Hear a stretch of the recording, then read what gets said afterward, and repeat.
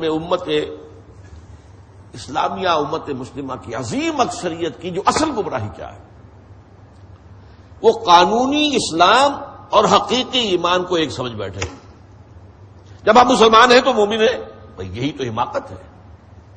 مسلمان ہونا اور شے ہے، از عشق تاب صبوری ہزار فرسنگ گشت۔ مسلمان ہونا اور ہے، مومن ہونا اور ہے۔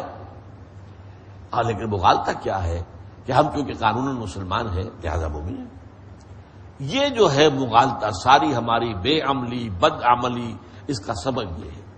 اور اس کے اوپر تشویش کیوں نہیں ہوتی کہ ہم بہرحال کلمہ گو ہیں، ہم مسلمان تو ہیں، کلمے کی بنیاد پر اسلام ہے۔ جب ہم مسلمان ہیں تو ہمارے ساتھ جو بھی اللہ تعالیٰ نے قرآن مجید میں اہل ایمان کے ساتھ جو وعدے کیے وہ پورے ہوں گے۔ یہ ہے مغالطہ۔ اب نوٹ کر لیجئے، قانونی اسلام قانونی ایمان، حقیقی اسلام حقیقی ایمان۔ لیکن قانونی اسلام کا تعلق حقیقی ایمان کے ساتھ جوڑ دینا یہ غلط ہے۔ قانونی اسلام کا تعلق قانونی ایمان کے ساتھ جوڑے گا، حقیقی ایمان کے ساتھ۔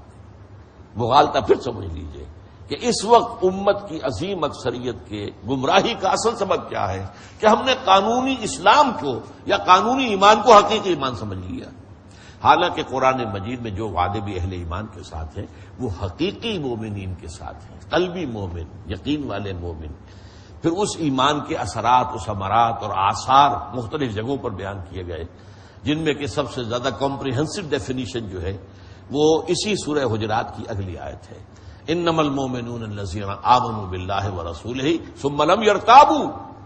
مومن تو صرف وہ ہیں جو ایمان لائے اللہ پر، اس کے رسول پر، پھر شک میں ہرگز نہیں پڑے، یقین کی کیفیت۔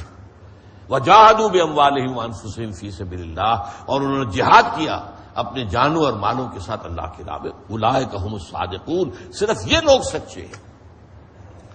اب میں آپ کے سامنے ایک اجمالی سا نقشہ رکھنا چاہتا ہوں کہ جو کلامی بحثیں ہمارے ہاں ہوئی ہیں، 1400 برس ہم آرام سے تو نہیں بیٹھے رہے نا، بحث و تبحیث اور آخر منطق کا استعمال کرنا، بال کی کھال اتارنا، یہ سارا کام ہی ہمارے یہاں ہوا ہے۔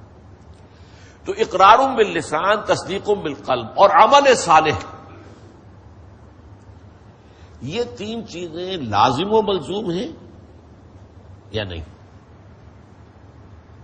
اس سوال پر بڑی بحثیں، بڑے مباحثے، بڑے مناظرے، بڑے علمی مارکے جو ہوئے ہیں، اور بڑی بڑی عجیب عجیب رائے بھی سامنے آئی۔ مثلا نمبر 1 کرامیہ ایک طبقہ تھا، آج کل تو نہیں ہے کہیں، لیکن اگرچہ ہمارا عمل جو ہے انہی سے ملتا جلتا ہے، لیکن اس نام سے کوئی فرقہ موجود نہیں ہے۔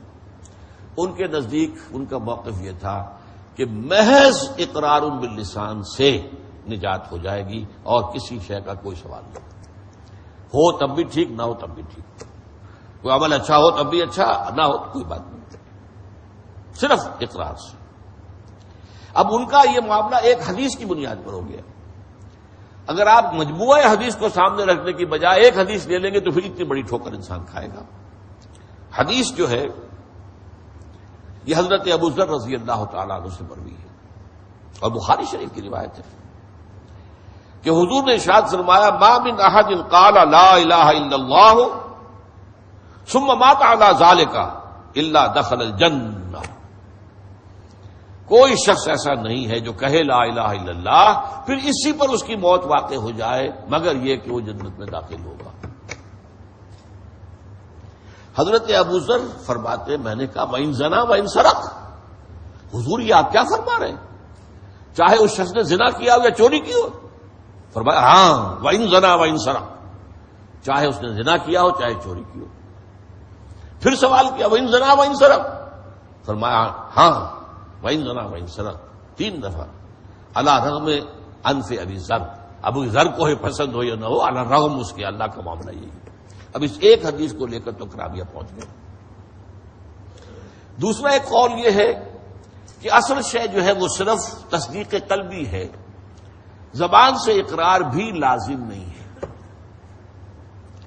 بعض حالات تو ایسے ہو سکتے ہیں جن میں یہ بات صحیح ہو، چنانچہ قرآن مجید میں سورہ مومن میں جو ایک مومن شخص جو آل فرعون میں سے تھا، رجل مومن من آل فرعون یکتم ایمانہ، جو اپنے ایمان کو چھپائے ہوئے تھا، اس نے اعلان نہیں کیا تھا آل فرعون میں سے، درباریوں میں سے، بڑے سرداروں میں سے.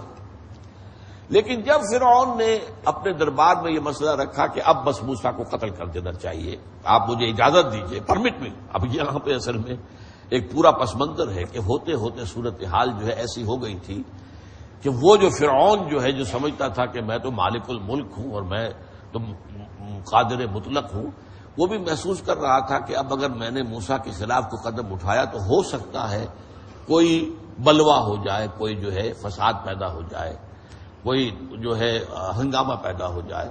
لہذا پہلے وہ رکھ رہا ہے کہ تم ذرا مجھے اجازت دو، اقتل موسیٰ، ضروری اقتل موسیٰ، مجھے اجازت دو، پرمٹ میں کہ میں قتل کروں. اس موقع پر وہ آل فرعون میں سے جو مومن تھے، یکتم ایمان ہے، ابھی تک ایمان چھپایا ہوا تھا، اب وہ کھڑے ہوئے. انہوں نے جو دھواں دار تقریر کی ہے اور جو بلاغت اور فصاحت کا ایک اعلیٰ ترین نمونہ ہے، اور نوٹ کر لیجئے میرے الفاظ، قرآن مجید میں کسی نبی اور رسول کی بھی کوئی تقریر اتنی مفصل نقل نہیں ہوئی ہے جتنی اس رجل مومن من آل فرعون کی. سورہ مومن کے اندر پڑھی ہے. ایسی اس نے سما باندھ دیا کہ دربار کے اوپر ان کی بات جو ایسی چھا گئی کہ اب فرعون کو بس کرنی پڑی. اس نے کہا دیکھو بھائی، میں تو جس چیز میں بھلائی دیکھ رہا تھا، میں تو ان اریکم الا ما ارا، ٹھیک ہے، جو میری رائے تھی وہ میں نے پیش کر دی، اگر آپ لوگ نہیں تیار ہیں تو وہ مومن آل فرعون وہ ابھی تک ایمان اپنا چھپائے ہوئے تھے. اب اگر اسی حالت میں ان کا انتقال ہو جاتا اور یہ واقعہ پیش آنے سے قبل تو انہیں کیسے مسلمان مانا جاتا. اس لیے یہ شکل ایک امکانی صورت جو ہے وہ میں نے آپ کے سامنے رکھ دی. لیکن یہ شہادت جو ہے اس میں بھی ایک حدیث ہے، یہ حضرت انس سے رضی اللہ تعالیٰ عنہ، اور یہ بھی بخاری شریف کی حدیث ہے. ان النبی و معاذ ردیفہ علی الرحل، حضرت انس فرماتے ہیں کہ ایک موقع پر حضور صلی اللہ علیہ وسلم سواری پر تھے اور حضرت معاذ آپ کے پیچھے بیٹھے ہوئے تھے. ردیف کہتے ہیں اس کو، اونٹ کے اوپر دونوں تشریف فرمایا. اس وقت جو ہے حضور نے حضرت معاذ کو 3 دفعہ سوال کیا، یا معاذ، آپ نے کہا لبیک و سعدیک یا رسول اللہ، یا معاذ یا معاذ. اور پھر آپ نے فرمایا ما من احد یشہد ان لا الہ الا اللہ وان محمد رسول اللہ صدقا من القلب الا حرم اللہ علی النار، حرمہ اللہ علی النار. جو شخص بھی دل کی گہرائی اور صداقت سے کہے گا کہ میں گواہی دیتا ہوں کہ اللہ کے سوا کوئی معبود نہیں اور محمد اس کے رسول ہیں، اللہ تعالیٰ اس پر جہنم کی آگ کو حرام کر دے گا. اب یہاں وہ بات آ گئی، اب یہاں شہادت کے ساتھ قلبی یقین والی بات شہادت، وہ گویا کہ اب یہ ایمان صرف قانونی ایمان نہیں ہے بلکہ قلبی ایمان اس میں شامل ہو گیا. شہادت بھی ہے، وہ گواہی دے رہا ہے، لیکن گواہی دے رہا ہے صدقا من القلب، دل کی گہرائیوں کی صداقت کے ساتھ، تو اس پر اللہ تعالی جہنم کی آگ کو حرام کر دے گا.